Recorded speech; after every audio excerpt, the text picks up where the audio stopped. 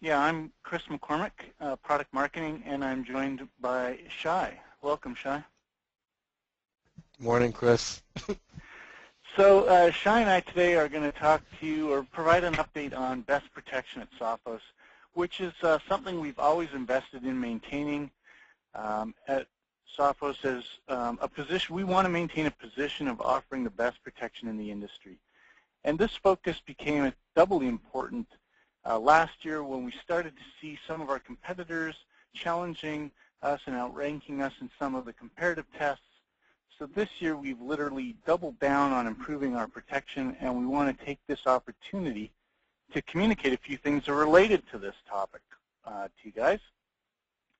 So we know that when selling complete security and suites in particular, the main value proposition we're communicating is all about better protection and better value.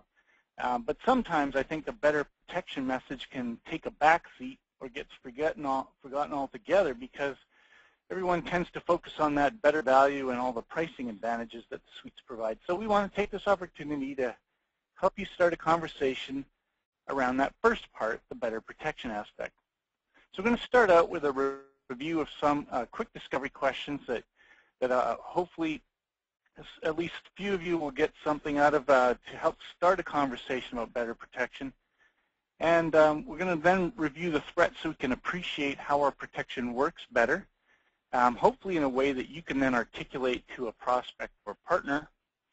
And then we're going to cover some of the more recent points you can use as well as what's new in the last 6 months around best protection and what's coming up. So that's what we've got in store for you probably over the next half hour or so.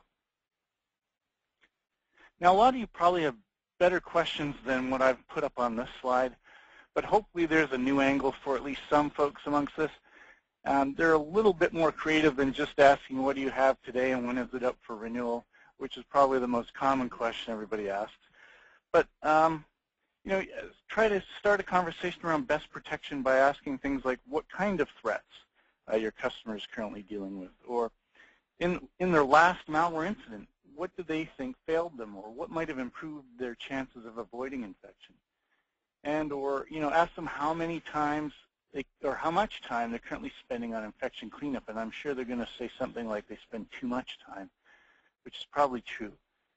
And another question you could ask is, how do you currently protect yourself from unknown threats? Something they're probably not going to be able to answer because their vendor likely has done a very poor job of providing them with some technology to protect themselves from unknown threats, or they've done a very poor job of articulating it to their prospect.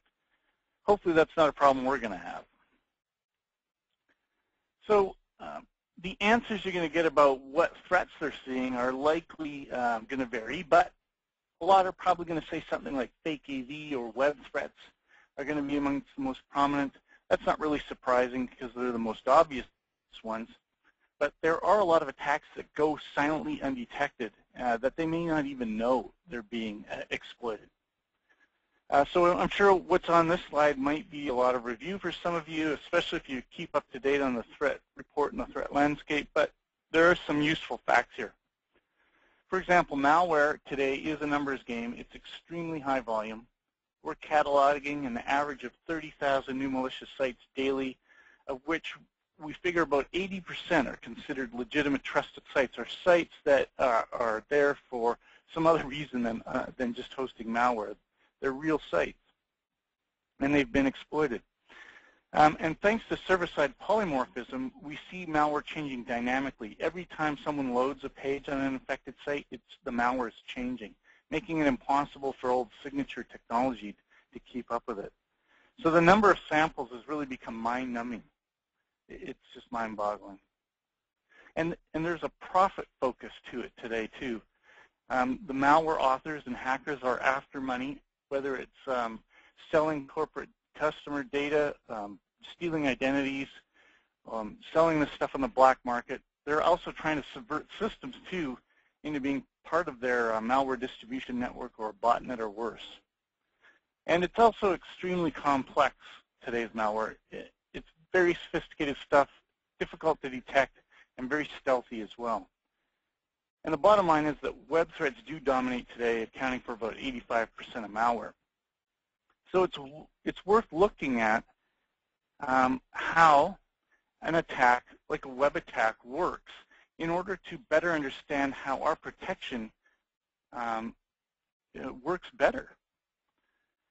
So a typical web or email attack can be broken down into a series of phases. Let's have a look at each of those quickly. So to kick off a cyber attack, there has to be an entry point. As we've discussed, it's typically a hijacked website, but it also could be an email with a malicious link in it. These hijacked sites change quickly and spread like wildfire. It's really difficult for traditional URL filtering to keep up with it, but that's what it's there for. But if a threat slips through that, the initial malware will try to do a quick assessment of your system to see what kind of operating system you're running, browser you're using, plugins you have, the apps you're running, and then they'll redirect the malware accordingly to an appropriate hosting site that has an exploit pack designed to take advantage of the apps that you're running on your desktop. And if it gets through that layer, it will usually involve a commercially available exploit pack, as I said, that will try to leverage vulnerabilities in the apps and plugins you're running. And this is usually easy picking for malwares. There's dozens of browsers and apps all running on your system that are usually ripe with exploits because they're unpatched. Now, should a system successfully exploit a vulnerability, it will then download further malicious payloads that will infect the system to start logging keystrokes, steal data, or convert the system into the malware owner's hands. This is pretty much your last line of defense. You're now relying on detecting sophisticated virus and malware code at this layer. And finally, if it does take hold and your protection has failed you, then it's going to start calling home with that sensitive data or information about the infected system so it can be exploited further. So that's really the anatomy of an attack in a nutshell. So how do you counteract this? So I want to talk to active protection. It's a key reason for a better protection. It's a key reason for our better protection strategy, and it's a competitive advantage for us, a competitive differentiator. So I bet a lot of you have seen this diagram in various presentations before. It is intimidating, it's a bit overwhelming, but it can be very useful if we break it down into the three key messages behind active protection. And so what are those? Well, it's really about Sophos Labs, real-time lookups or live protection, and better together. Let's talk a little bit about each of those. So Sophos Labs and all the work they do to collect, correlate, and maintain both the threat intelligence on the left side there and compliance data on the right. So for example, all those HIPS rules, malicious URLs, and spam campaigns that Sophos Labs tracks is an example of their role in active protection, as well as the list of sensitive data types on the right that are in our DLP engine, prepackaged with our DLP, the applications and patch data that they keep and maintain for endpoint, or even stuff that they're doing now with IPS rules and network filtering rules on the UTM. Those are all examples of ways they contribute to active protection. Now, active protection goes beyond what they do, though, and it includes our live, real-time lookups, live protection. That's this next piece that's illustrated by the cloud in this sense. It allows customers to access the latest threat intelligence in the cloud. So real-time lookups from the endpoint or from the appliances, from our products, saves time by providing access to the latest threat intelligence without having to wait for the next regular update. And so it's great at protecting from the latest threats, the latest zero-day threats. And last but not least, another key aspect to active protection is the better together part of it. So the fact that our products and technologies work better together across multiple layers to provide better protection is a key part of active protection. So now we're going to have a look at that piece of it in more detail. So those are the three key messages about active protection: the Sophos Labs component, the real-time live lookups, and the better together story. If you can articulate those three messages using this diagram, you're laughing. So coming back to the anatomy of an attack, we can start to see how complete security from Sophos plays an important role in better protection. It's not just a bunch of point technologies all hoping to catch a threat at its respective layer, but it's a wholly integrated solution, and we're going to see how it works to protect threats in a better layered way. So it starts with reducing the surface area of attack. Technologies like anti-spam and URL filtering play critical roles in those top layers in blocking the malicious entry points. But you also need solutions that update themselves in real time, like we talked about with Active Protection. So that's where our live protection real-time lookups can be a huge benefit in staying one step ahead of the threats. Now, application control and patch management play important roles in these middle layers, significantly reducing the chance of infection by eliminating exploits. And then last but not least, at the bottom here, you've got data control and encryption play an important last line of defense in protecting that data should your system actually become infected.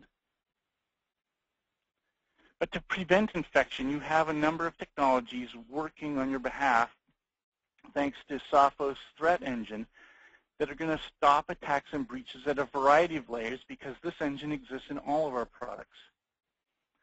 And that's where the core AV engine really plays a critical role, and that's what's going to be the focus for really the rest of this session.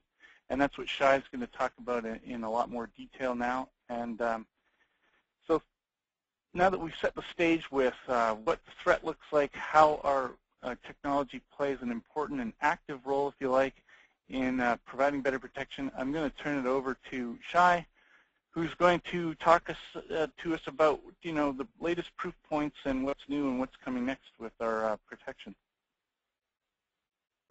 Thanks, Chris. So I'll apologize in advance for this. It's the first time I'm using the new system, so if I'm a bit slow, don't be surprised. As Chris said, in the last year, we saw other companies getting a bit closer to us, starting to invest more into security. And I think that sales, you guys started feeling that a bit more, so we took a very strong look at it and took a serious look at what third-party reviews and what technologies are other people bringing in, and we started investing a lot of effort into that. The key investment we've been throwing into is, of course, the labs, but it's also been taking the engineering team, the core product engineering team, which does a lot of the work the labs do, and consolidating that so that they work better together. So it's not just in the products, it's also how the teams are built up now. If you look at the change of structure from last year to this year, now the labs and the engineers which develop the tools the labs use and the engine and everything are all under Mark Harris, who manages that, and they work closer together. They're part of the same team, and that's been proving itself so far as a way to improve our protection, our repairing, cleanup, has been something we've moved forward with a lot. The number you've got in front of it as far as the 3 billion websites we've blocked since we've moved to 9.5 and introduced live protection, that's a real number. I don't think people realize how many web-based URLs, files we have to scan on a daily basis just by normal users going to the endpoint. That's been a very successful thing, and we've invested a lot into that. And we've also got a lot of validation for what we've done.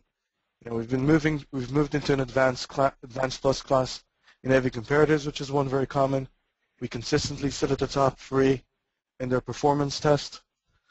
If you look at AV test, if last year we were sitting in a lower point, I think we've got a better graph to talk about that later.